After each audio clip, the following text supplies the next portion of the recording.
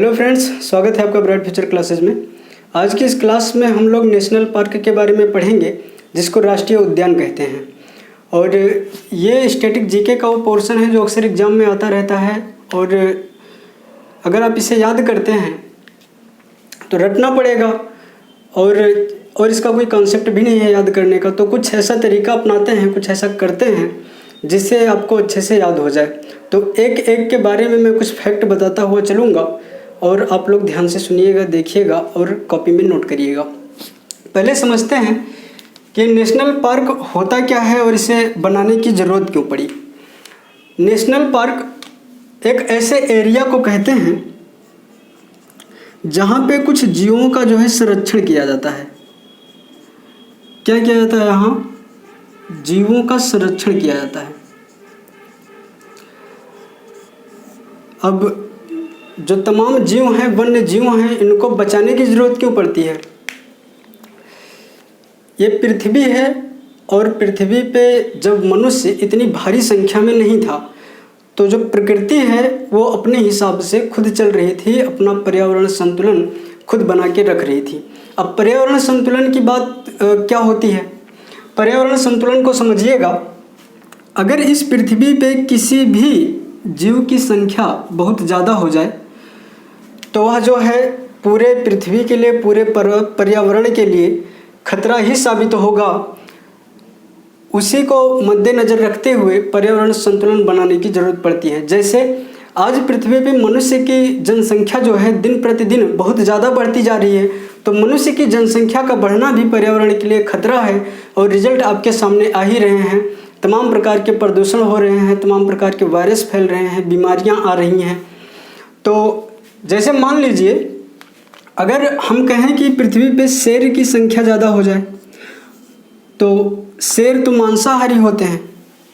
शेर क्या होते हैं? मांसाहारी होते हैं। अगर इनकी संख्या ज़्यादा हो जाए तो इनके खाने के लिए भोजन कम पड़ जाएगा। जैसे जो जंगली जानवर होते हैं वो कम हो जाएंगे। कितना खाएंगे? सारा जीवन ये मांस ही खाते रहते हैं, तो उनको मार मार के खाएंगे। फिर जब जंगली जानवर कम पड़ जाएंगे तो ये मनुष्य की बस्तियों की तरफ बढ़ जाएंगे। और ऐसे आते जाते आप लोग न्यूज़ भी सुनते होंगे कि किसी गांव में जो है शेर घुस गया, किसी के ऊपर हमला कर दिया, उसकी मृत्यु हो गई। तो अगर शेर की संख्या ज़्यादा बढ़ गई तो यह मनुष्यों के लिए खतरा हो जाएगा, क्योंकि जंगली जानवर कम पड़ जाएंगे इसे खाने के लिए। अगर हम कहें कि हिरण की संख्या बहुत ज़्यादा हो गई, अगर हिरण की संख्या बहुत ज़्यादा हो गई तब क्या होगा? तब फसलें नहीं हो पाएंगी, क्योंकि हिरण तो घास खाते हैं। फिर जंगल के सारे घास खत्म हो जाएंगे। फिर जो मनुष्य अपने लिए फसलों का उत्पादन करता है उन खेतों पर ही टूट पड़ेंगे। ऐसे ही अगर हम बात करें कि मान लीजिए अगर पक्षियों की संख्या कम पड़ जाए, पक्षियों की संख्या कम हो जाए तो पक्षी क्या खाते हैं? कीड़े मकोड़े खाते हैं। पक्षी कीड़े मकोड़े खाते हैं। अगर पक्षियों की प्रजाति विलुप्त हो जाए तो पृथ्वी पर जो कीड़े मकोड़े हैं ये बहुत ज़्यादा मात्रा में हो जाएंगे और तब ये हम लोगों के लिए खतरा हो जाएगा। बहुत ज़्यादा कीड़ों मकोड़ों का होना भी सही नहीं है, तो पक्षियों को भी बचाना ज़रूरी है। तो इस वजह से ये तमाम चीज़ें हैं जिस वजह से पर्यावरण संतुलन बना के रखना पड़ता है। अब जैसे जैसे मनुष्य की गतिविधियाँ बढ़ती गई वैसे वैसे चाहे पक्षी हो, शेर हो या अदर कोई जानवर हो, उन सबके ऊपर इफ़ेक्ट ये पड़ा कि उनकी प्रजातियां जो हैं विलुप्त होने लगी। कहीं कहीं जो है जैसे मान लीजिए जंगल की कटाई बहुत भारी मात्रा में होने लगी, वहाँ पर कंपनियां स्थापित होने लगी, औद्योगिकीकरण होने लगा। जब जंगल ख़त्म होते गए तो जानवर का जो अनुकूल चाहिए, उन्हें एक अनुकूल वातावरण चाहिए, वो वातावरण भी ख़त्म होता गया। तो उनके जीवन को क्या हुआ? खतरा हुआ। उनकी प्रजातियां विलुप्त होने लगी। उसका इफेक्ट हमारे ऊपर भी पड़ता है। इस वजह से इनको बचाने की ज़रूरत पड़ती है। और उसी के मद्देनज़र राष्ट्रीय पार्क बनाए गए, वन्य जीव अभ्यारण्य बनाए गए, जिसे वाइल्ड लाइफ सेंचुरी कहते हैं। कुछ पक्षी विहार बनाए गए। तो उसी के बारे में आज हम लोग स्टडी करेंगे, राष्ट्रीय उद्यान। और इसमें पहला लिखा हुआ है काजीरंगा नेशनल पार्क। और काजीरंगा नेशनल पार्क कहाँ है? असम में है। असम के जोरहाट नामक स्थान पर। ये जोरहाट याद करने की कोई खास ज़रूरत नहीं है, आपको असम याद होना ज़्यादा ज़रूरी है। अगर आप याद करना चाहते हैं एग्जैक्ट लोकेशन तो जोरहाट याद करिए। काजीरंगा कहाँ है? काजीरंगा नेशनल पार्क असम में है। और ये काजीरंगा फेमस है एक सींग वाले गैंडे के लिए। पूरे भारत में एक सींग वाला गैंडा सबसे ज़्यादा काजीरंगा नेशनल पार्क में पाया जाता है। और अभी जो है असम में पूरी तरीके से बाढ़ की त्रासदी मची हुई है, जिसमें 100 से ज़्यादा गैंडे जो हैं वो मारे गए हैं पानी की वजह से, बाढ़ की वजह से। अगला है मानस वन्य जीव अभ्यारण्य, ये भी है असम में, असम के बारपेटा में। और ये काजीरंगा नेशनल पार्क और मानस वन्य जीव अभ्यारण्य दोनों को यूनेस्को की लिस्ट में शामिल किया गया है, इस चीज़ का भी ध्यान रखें। फिर आता है हजारीबाग नेशनल पार्क। और हजारीबाग नेशनल पार्क को याद कैसे करेंगे?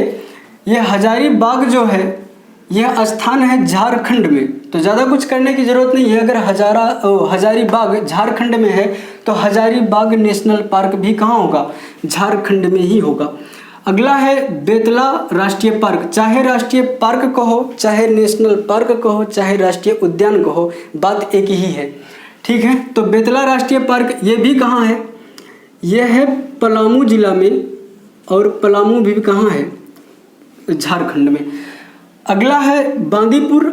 और बांदीपुर जो स्थान है यह है कर्नाटक में, तो ऐसे याद कर सकते हैं। अगर बांदीपुर कर्नाटक में है तो बांदीपुर नेशनल पार्क भी कहाँ होगा? कर्नाटक में ही होगा। बांदीपुर की एक खासियत रही है, ले चलते हैं आपको 1972-73 में। 72-73 ये ऐसा समय है, ऐसा वर्ष है जब शेरों की संख्या बहुत ज़्यादा कम हो गई थी, टाइगर की संख्या बहुत ज़्यादा कम हो गई थी। क्योंकि पहले के जो अंग्रेज होते थे, अंग्रेजी जब शासन था या उसके पहले जब राजाओं का शासन हुआ करता था, तो ये लोग शेर का शिकार करते थे। इनको एक शौक था शिकार करना, और जो शेर को मारता था वो अपने आप को बहुत बड़ा वीर समझता था। तो उसी शिकार के करने से 1972-73 आते आते शेरों की संख्या बहुत ज़्यादा कम हो जाती है। इंदिरा गांधी की सरकार थी उस समय भारत में, तो इंदिरा गांधी सरकार ने एक टाइगर प्रोजेक्ट बनाया। कौन सा प्रोजेक्ट बनाया? Tiger project. टाइगर को बचाने के लिए टाइगर प्रोजेक्ट बनाया गया। आपको बताना है टाइगर प्रोजेक्ट कब बनाया गया, कब से लागू है, ये हम लास्ट में आपको बताएंगे। तो इस टाइगर रिजर्व काम कैसे करता है? तमाम नेशनल पार्क में, जैसे कुछ नेशनल पार्क में भी टाइगर रिजर्व बनाए जाते हैं, कुछ वन्य जीव अभ्यारण्य जो वाइल्ड लाइफ सेंचुरी हैं, एक फिक्स एरिया को क्या किया जाता है? टाइगर रिजर्व घोषित कर दिया जाता है, जहां पर एक टीम की नियुक्ति की जाती है कि वह शेरों की देखभाल करेगा। तो वो लोग जंगल में अपनी ड्यूटी देते रहते हैं और शेरों की देखभाल करते रहते हैं जो वन अधिकारी होते हैं। और फिर अगर उन्हें कोई बीमारी होती है तो उनका मेडिकल भी वो लोग करते हैं। तो ये टाइगर प्रोजेक्ट के तहत उस एरिया को टाइगर रिजर्व बनाया गया। कुछ एरिया को क्या बनाया गया? टाइगर रिजर्व बनाया गया। वहाँ पे टीम की नियुक्ति की गई कि वो टाइगर की देखभाल करेंगे। और यह टाइगर प्रोजेक्ट के अंतर्गत ही क्या होता है कि प्रत्येक 4 साल में टाइगरों की गिनती होती है। जितने भी भारत में राष्ट्रीय उद्यान हैं, नेशनल पार्क हैं, वन्य जीव अभ्यारण्य हैं, उन सब में टाइगर्स की गिनती की जाती है कि किस नेशनल पार्क में कितने टाइगर हैं। इनकी गतिविधियों को देखा जाता है कि कहीं किसी बीमारी की वजह से ख़त्म तो नहीं हो जा रहे हैं, या इनमें जो बढ़ोतरी उम्मीद की जाती है, जो एक्सपेक्ट करते हैं हम लोग, तो ऐसी वृद्धि हो रही है कि नहीं हो रही है। इन सब चीज़ों को इस टाइगर प्रोजेक्ट के अंतर्गत तमाम नियमावली बनाई गई और इन सब चीज़ों को देखा जाता है। तो उसी में क्या हुआ, ये बांदी नेशनल पार्क जो है, बांदीपुर नेशनल पार्क 2018 में टाइगर रिजर्व में जो है टाइगर की गिनती की गई। 2018 से पहले 2014 में गिनती की गई थी टाइगर्स की, किस नेशनल पार्क में कितने टाइगर हैं। और 2014 के बाद 2018 में गिनती हुई, तो 2014 में भी सबसे ज़्यादा टाइगर जो थे वो बांदीपुर नेशनल पार्क में ही थे, और 2018 में भी सबसे ज़्यादा टाइगर बांदीपुर नेशनल पार्क में ही है। मतलब 2014 से 2018 तक जिसकी रिपोर्ट 2019 में पेश की गई, उन सब में क्या हुआ कि सबसे ज़्यादा शेरों की संख्या बांदीपुर नेशनल पार्क में ही पाई गई। अगला है गिर राष्ट्रीय उद्यान। गिर राष्ट्रीय उद्यान है गुजरात के जूनागढ़ में, गुजरात के जूनागढ़ में है। अगर आप भारत का मैप देखेंगे तो पश्चिम में कुछ ऐसे होता है ये गुजरात, और यहाँ पे ये जो एरिया है कच्छ करण है, यहाँ पे है जूनागढ़, और जूनागढ़ में है गिर राष्ट्रीय उद्यान। यहाँ पे कुछ छोटी छोटी पहाड़ियाँ हैं जिनको गिर पहाड़ियाँ कहा जाता है, और उन्हीं पहाड़ियों के बीच में इस नेशनल पार्क को बनाया गया है, जहाँ पर टाइगर्स बहुत ज़्यादा मात्रा में रहते हैं, उनका संरक्षण किया जाता है वहाँ पे। तो गिर कहाँ है? जूनागढ़ में, और जूनागढ़ कहाँ है? गुजरात में। क्लियर? अगला है केवलादेव पक्षी विहार। देखो ये पक्षी विहार है, मैंने शुरू में ही बताया था पक्षियों को भी संरक्षण देने की ज़रूरत है, उनकी प्रजातियों को बचाने की ज़रूरत है, तो इसी के मद्देनज़र पक्षी विहार बनाया गया। केवलादेव पक्षी विहार कहाँ है? राजस्थान के भरतपुर में। फिर अगला है सरिस्का वन्यजीव अभयारण्य। सरिस्का वन्यजीव अभयारण्य भी कहाँ है? राजस्थान में। ये जितने भी नेशनल पार्क वन्यजीव अभयारण्य आपको व्हाइट बोर्ड में दिख रहे हैं, घटना चक्र की बुक उठा करके देख लीजिएगा, प्रीवियस ईयर में किसी न किसी एग्जाम में ज़रूर पूछे गए हैं, तो इस वजह से ध्यान में रखे रहना, क्योंकि जो प्रीवियस ईयर के क्वेश्चन होते हैं वो अक्सर रिपीट होते रहते हैं। फिर है दच्चीगाम वन्यजीव अभयारण्य, ये है श्रीनगर में, और श्रीनगर कहाँ है? जम्मू कश्मीर में। फिर है बांधवगढ़ वन्यजीव अभयारण्य। बांधवगढ़ एमपी में पड़ता है, इस वजह से बांधवगढ़ वन्यजीव अभयारण्य भी कहाँ होगा? एमपी यानी मध्य प्रदेश में ही होगा। फिर है कान्हा नेशनल पार्क, और कान्हा नेशनल पार्क ये कई बार एग्जाम्स में रिपीट होकर के आ चुका है। यह है बालाघाट में, ये एग्जैक्ट लोकेशन इसकी बालाघाट है, और बालाघाट पड़ता है एमपी में, मध्य प्रदेश में। ठीक है, बढ़ते हैं आगे। अगला है Dudhwa national park. Dudhwa national park ये यूपी के एग्ज़ाम्स जितने हैं उनके लिए तो बहुत ज़्यादा इम्पॉर्टेंट हो जाता है। ये यूपी का मात्र एक राष्ट्रीय पार्क है। यूपी में कुल मिलाकर के खाली एक नेशनल पार्क है, वो कौन सा है? Dudhwa national park. कहाँ पे है? लखीमपुर में है, और लखीमपुर यूपी में है ही।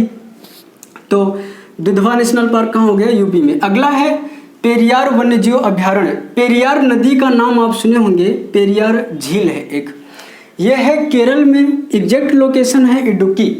केरल में एक त्यौहार मनाया जाता है ओणम, और ओणम के दिन क्या होता है?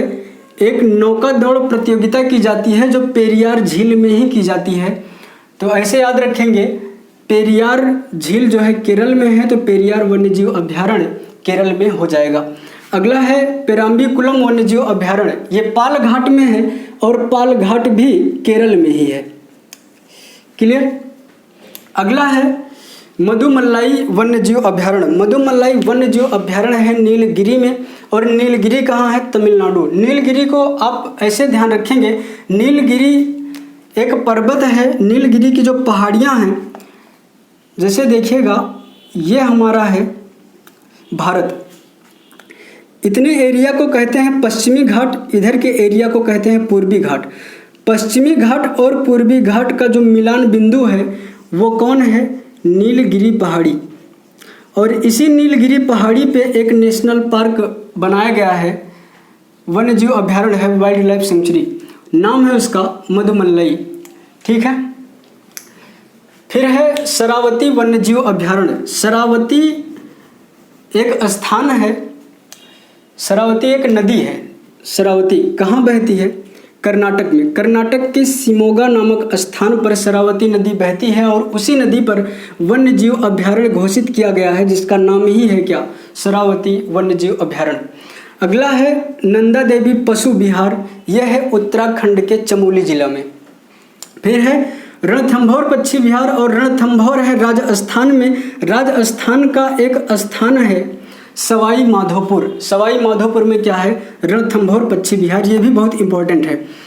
फिर है चंद्रप्रभा वन्यजीव अभयारण्य वाराणसी। यूपी के एग्जाम में ये यूपी स्पेशल सब्जेक्ट का है, यूपी के एग्जाम से पूछा जा चुका है कई बार। चंद्रप्रभा वन्यजीव अभयारण्य कहाँ है? तो याद रखेंगे वाराणसी में है। फिर अगला है कैमूर वन्यजीव अभयारण्य। कैमूर कहाँ है? बिहार में। चलिए कुछ और बातें करते हैं। अगर क्वेश्चन आपसे पूछे कि सबसे बड़ा नेशनल पार्क कौन सा है, यह क्वेश्चन पूछ ले सबसे छोटा नेशनल पार्क कौन सा है, तो आपका आंसर क्या होगा?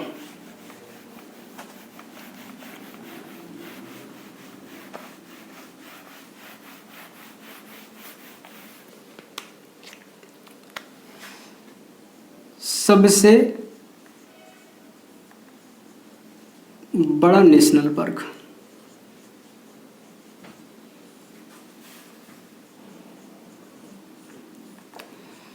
जो सबसे बड़ा नेशनल पार्क है उसका नाम है Hemis national park. Hemis national park, ठीक है। एरिया कितनी है? 4000 किलोमीटर स्क्वायर से भी ज़्यादा दूर में यह फैला हुआ है हेमिस नेशनल पार्क। कितने एरिया में? 4000 वर्ग किलोमीटर से भी ज़्यादा एरिया में फैला हुआ है। अगर क्वेश्चन पूछे कि सबसे छोटा नेशनल पार्क कौन सा है, सबसे छोटा नेशनल पार्क,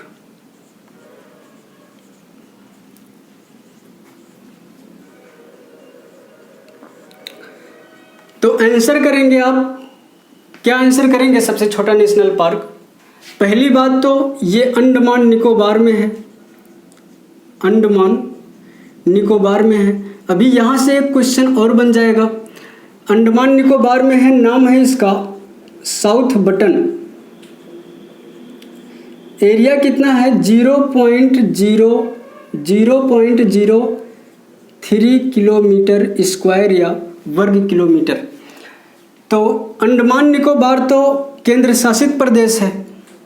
अगर पूछे राज्य लगा करके, भारत के किस राज्य में सबसे बड़ा नेशनल पार्क स्थित है, अगर राज्य लगा करके पूछे, बड़ा नहीं सबसे छोटा राज्य लगा करके पूछता है, तो क्या आंसर करेंगे आप?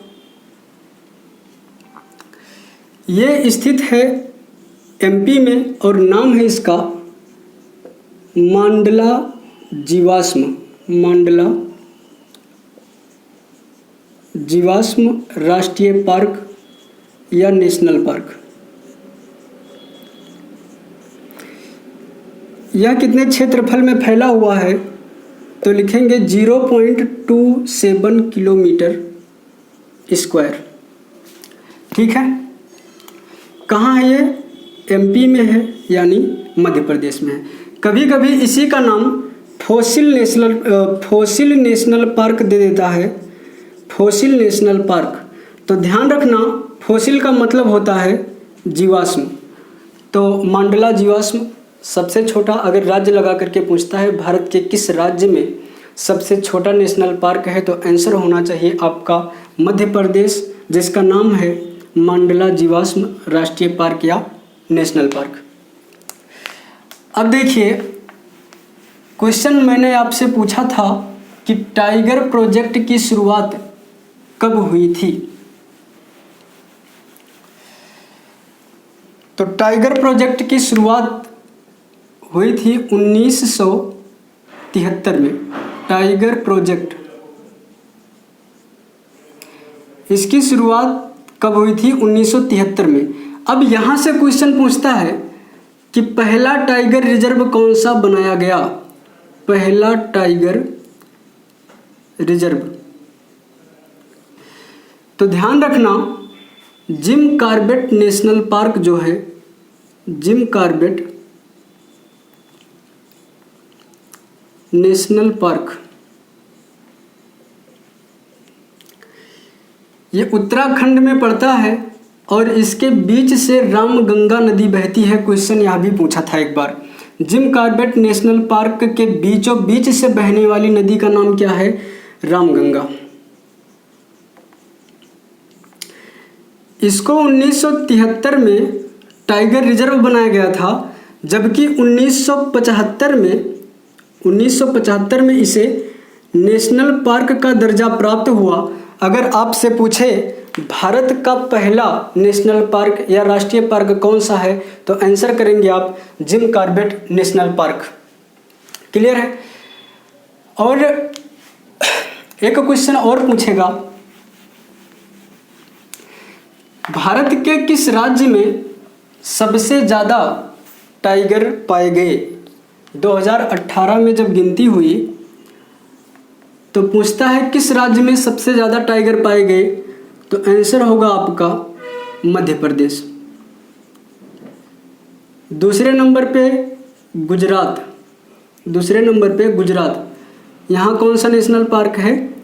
गिर राष्ट्रीय पार्क।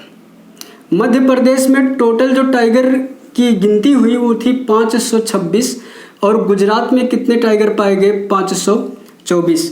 अगर राज्य लगा करके पूछता है तो मध्य प्रदेश आप आंसर करेंगे, लेकिन अगर पूछता है किस नेशनल पार्क में तो आप आंसर करेंगे बांदीपुर नेशनल पार्क, जो कि कर्नाटक में है।